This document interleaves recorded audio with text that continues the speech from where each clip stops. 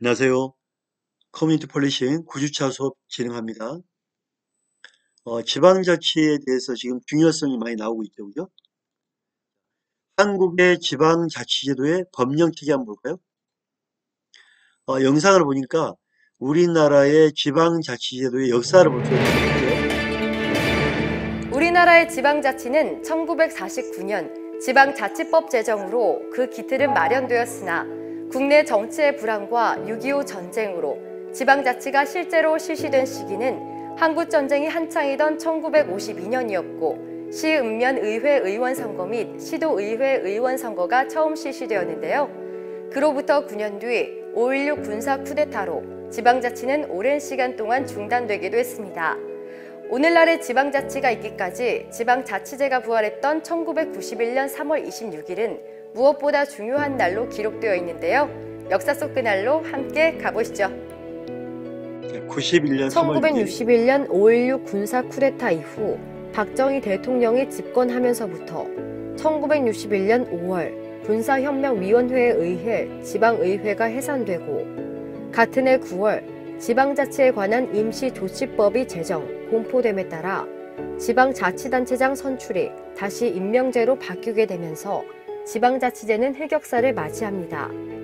더욱이 1972년부터 시작된 제4공화국 시대에는 국정의 능률화를 위한다는 명목으로 지방의회의 구성을 남북이 통일될 때까지 유예할 것을 헌법 부칙에 규정함으로써 지방자치의 중단을 헌법에 명문화했고 1980년에 개정된 제5공화국 헌법에도 지방의회의 구성을 지방자치단체의 재정 자립도를 감안해 순차적으로 하되 그 시기를 법률로 정할 것을 부칙에 규정함으로써 역시 지방자치의 실시가 유보됐습니다. 지방자치 구현을 위한 노력은 1980년대 다시 시작됩니다.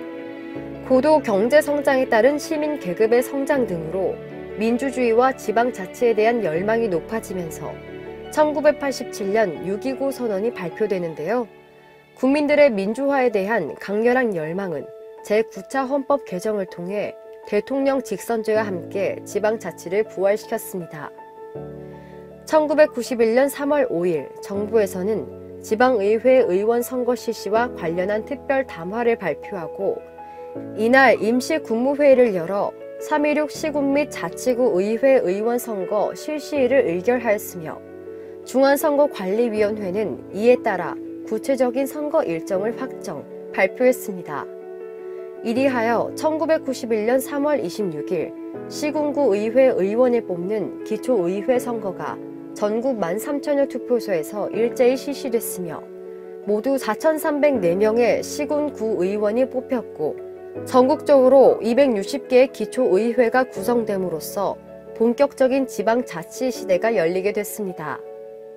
하지만 이때까지만 해도 각 지방자치단체장은 선출직이 아닌 임명직이었는데요.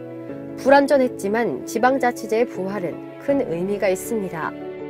6.29 민주화 선언의 실천으로 민주주의가 비로소 국민생활 구조 속에 스며들었고 중앙 집권화되어 있던 권력을 지방으로 분권화했으며 새로운 민주주의 발전의 기반을 마련했다는 것인데요. 무엇보다 공명선거와 지방자치에 대한 국민들의 주체적 시민의식과 참여 의지를 높였다는 점에서 큰 의의가 있습니다.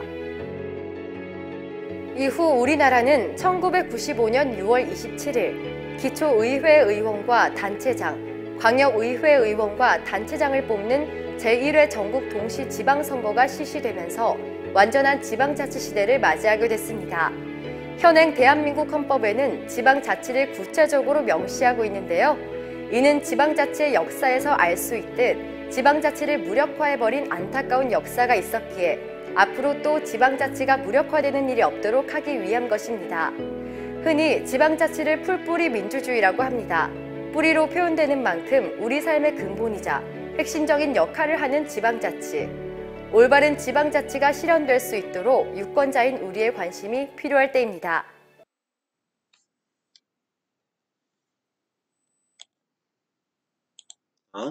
한국의 지방자치도 한번 볼까요? 우리나라 지방자치 제도에 대한 제도적 보장은 기본적 헌법에 기초하고 있습니다. 헌법에 의한 지방자치제도의 보장은 우리의 경우 재헌헌법에서 시작했고요. 1948년 7월 17일에 시작했고 지금에 이르고 있습니다. 헌법에서 지방자치제도와 관련된 중요한 내용들은 대부분 법률에 유보하고 있고, 따라서 지방자치제도에 대한 실질적인 내용들을 관련 법률이나 행정명령의 형식으로 규정되어 있는데요. 지방자치제도에 대한 기본 법률로서는 지방자치법, 지방자치법에 대통령령이 시행령이 있죠. 그죠? 지방자치법 시행령이 있습니다. 헌법상의 모습을 보면 우리나라 헌법 117조와 118조의 관련 내용을 규정하고 있는데요. 117조에 지방자치단체는 주민의 복리에 관한 사무를 처리하고 재산을 관리하며 법령의 범위 안에서 자치에 관한 규정을 제정할 수 있다고 되어 있습니다. 지방자치의 종류는 법률로 정하고 118조에서는 지방자치단체에 의회를 둔다고 되어 있습니다. 지방의회의 조직과 권한, 의회 선거와 지방자치단체장의 선임 방법, 기타 지방자치단체의 조직과 운영에 관한 사항은 법률로 정한다고 되어 있습니다. 그래서 지방자치법 정말 중요한 역할을 하고 있죠. 지방자치법상의 모습을 보면 역사적으로 보면 1949년 7월 4일 제정 공포된 지방자치법은 5차례에 걸쳐 개정 작업을 거듭했고요. 1961년 5.16 혁명과 61년 9월 1일에 공포된 지방자치에 관한 임시조치법에 기존의 지방자치법은 효력이 정지되었습니다. 정부에서는 61년 5.16 혁명 박정희 정권에 정지되었던 자치법을 전면 개정한 개정지방자치법을 1988년 4월 5일 법률 제4004호로 제정 공포하였는데, 이 법은 여러 차례 걸친 개정 작업을 통하여 지금의 지방자치법으로 효력을 발휘하고 있습니다. 한국의 지방자치사에 있어서 노무현 정부의 역할이 중요한 이정표가 될 것으로 봅니다. 물론 선진국에서는 지방경찰제도, 교육제도까지 지방자치제도로 운영하고 있음에 비하여 우리는 아직 지방경찰제도, 교육제도까지는 하지 않고 있습니다. 노무현 정부 다음에 이명박 정부에서는 주로 지방행정체제 개편, 지방자치단체의 통폐합, 그리고 지방행정의 효율성 제도에 상대적 초점을 두고 있었습니다. 이 시기에 주목할 만한 법제도로는 제주특별자치도 설치, 국제자유도시 조성을 위한 특별법, 세종특별자치시 설치 등에 관한 특별법, 경상남도 창원시 설치 및 지원 조례에 관한 특별법률, 지방행정체제 개편에 관한 특별법 등 2010년에 이런 법들이 많이 생겼습니다. 자치법의 구성을 보면 현행 자치법은 법률의 기본 골격 및 주요 특징을 요약하면 동법은 10개의 장과 175개의 조문, 부칙으로 구성되어 있습니다.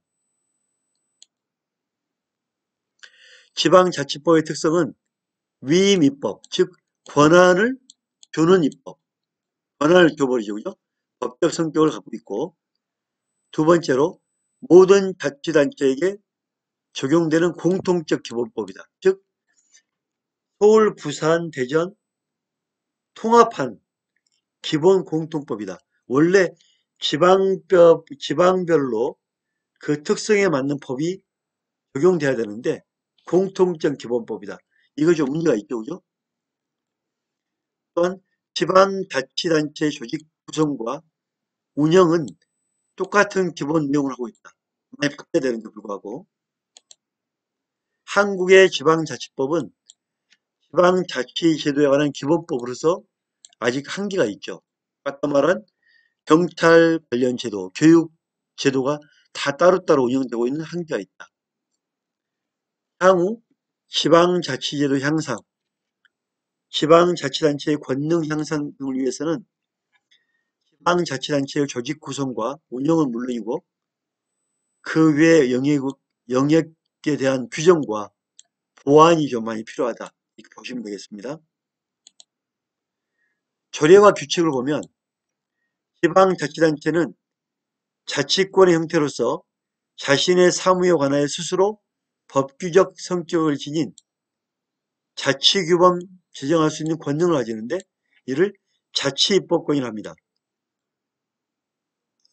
현재 우리나라 보면 지방자치단체의 법령의 범위 안에서 자치입법권을 행사하게 되는데 대표적인 거로 조례와 규칙을 하고 있죠. 헌법, 법률, 명령, 조례, 규칙. 조례와 규칙은 지방의회에서 만드는 조례, 지방자치단체장이 만드는 규칙으로 되어 있죠. 그래서 조례와 규칙을 자치입법이라 한다. 이렇게 보시면 되겠죠. 이러한 조례 제정권은 법령의 범위 안에서 이 법률을 범위 안에서 해야 되죠. 법을 위반하면 안 된다. 하위법이기 때문에 법률에 위임이 있어야 한다. 이렇게 보시면 됩니다. 당해 조례안의 규정 내용은 자동차 관리법 등에서 규정하고 있는 자동차 거부 내용보다 강화된 내용을 담고 있기 때문에 주민의 권리를 침해할 우려가 있다. 즉, 이 내용이 뭐냐면 수원시가 제정한 자동차 차고지 확보에 대한 조례안에 보면 이 조례안은 법률을 위반했다. 관련된 모든 법률에 위반해서 만든 조례안은 위법이 아니다, 위법하다. 그래서 우리 지방자치단체에서 만드는 조례는 어쨌든 간에 국회에서 만든 법률을 위반하면 안 된다. 위반하지 않는 한도에서 조례와 규칙을 만들어야 된다. 이렇게 보시면 됩니다. 자, 조례와 규칙의 내용이 상호 모순될 때는 그 조례가 세부 사항을 규칙에 위임하고 있을 때 조례 규칙이 효력이 조례 규칙에 우월하게 됩니다. 그래서 대부분 조례는 법률을 위반하지 않아야 된다. 법률에 따라야 된다. 법률에 따라서 조례를 만들고 이 조례 아래 규칙도 조례에 위반되지 않도록 상호간에 잘 보완해서 가야 된다. 이렇게 보시면 됩니다. 지방분권, 행정체제에 관한 특별법 보면 지방분권 정책 수립, 시행에 따른 지방자치단체 간의 협의, 사무배분, 지방분권 추진 실적 공표, 사무구분체계 경비, 국가의 권한 사무를 지방자치단체에 이양하기 위한 법적인 조치, 지방재정 확충, 건전성 강화, 지방의회 활성화 등을 비롯한 매우 포괄적이고 다양한 내용이 있습니다.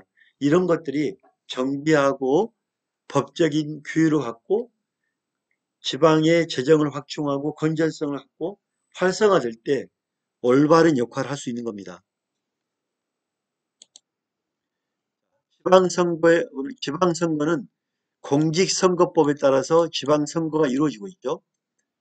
지방선거와 관련해서 지방자치법 29조는 지방선거에 관하여 이 법에 정한 것을 제외하고는 필요한 사항은 법률로 정한다. 이 필요한 사항은 대표적으로 공직선거법입니다. 그래서 대부분 지방자치단체장 선거할 때, 의회 선거할 때 공직선거법에 따라가고 있습니다. 지방공무원 제도는 지방공무원법에 맞게 가야 되는데 지방공무원의 신분이나 자격, 훈련 등과 같은 관련된 법률을 제정하여 운영하게 되는데 지방공무원법과 지방공무원 훈련법입니다. 따라서 지역사회 또한 교육은 지방교육자치에 관한 법률에 따라 가는데 지방자치단체는 별도의 기관을 두어 이들의 기관의 조직과 운영에 관한 필요한 사항은 법률로 정하도록 규정하고 있습니다. 이와 같이 취지에 부응하여 나타난 것이 지방교육자치에 관한 법률입니다. 그러면 지방자치단체가 담당하게 되는 기본적 역할 중 하나가 지역복지와 지역교육입니다. 근데 이렇게 우리가 이제 여러 가지 법률의 적용에 있어서 현재 각 지방자치단체별로 경찰제도, 교육제도가 적용되어야 되는데 아직 포괄적으로 안 되고 있습니다. 우리나라 경우에도 지역교육을 제외하고 있음으로써 지방자치단체의 자치 영역을 매우 축소시켜 놓고 있는 상황입니다. 앞으로 이런 부분이 개선이 돼야 되겠죠. 자, 지방재정. 지방재정은 지방재정법인데 지방자치단체의 재정 운영과 관련된 시스템을 독자성을 유지하기보다는 현재 우리는 국가관리 시스템에 편입되어 움직이고 있습니다. 지방자치단체의 자율성은 극히 제한적일 뿐만 아니라 국가 통제하에 놓여 있다 볼 수가 있습니다. 서울특별시는 서울특별시 행정특례화는 법률에 따라 이용되고 있는데 지방자치법 174조 특례 인정에서는 서울특별시의 지위 조직 및 운영에 있어서 수도로서의 특성을 고려하여 법률이 정하는 바에 따라 특례를 둘 수 있다고 하고 있습니다. 이와 관련하여 제정된 것이 서울특별시 행정특례화는 법입니다. 현재 특별시 행정특례화는 법률에 따라 특별한 지위를 인정받아 국가공무원법 속하는 4급이야 일반직, 기능직 공무원의 임명, 징계, 임용에 관한 시장은 서울시장이 가지고 있습니다. 그래서 서울시 나름대로 운영하고 있습니다. 운영하고 있지만 이렇게 지방별로 몇 군데를 운영하고 있지만 아직도 우리나라는 교육에 대한 경찰에 대한 제도적 움직임은 없다. 이렇게 보시면 됩니다. 서울시는 선출직 시장은 장관급 대우를 받으며 이에 걸맞게 서울시 도로, 교통, 운수 관련 사업, 환경오염 방지, 환경 보전에 관한 사항, 수자원 이용에 관한 사항 등에 대해서 다른 중앙행정부처와 의견 차이가 있을 때는 장관급이기 때문에 중앙정부에서 일방적으로 지시하지 않고 국무총리가 나서서 조정을 하고 있습니다. 수도라는 이유로 인하여 특별한 지방자치단체에만 적용되는 개별 법률을 적용하여 행정특권을 부여하는 것이 지방자치의 본뜻에 부합하는가, 이런 부분에 약간 의문이 있죠. 따라서 우리나라의 법을 각 지방별로 법을 만들고 지방별로 특성을 살리고 이들에게 경찰제도, 교육제도를 적용함으로써 좀 더 유연하고 발전적인 지방자치제도를 한번 기대해 볼 수 있겠습니다. 자, 첫 번째 수업 여기서 마치겠습니다. 감사합니다.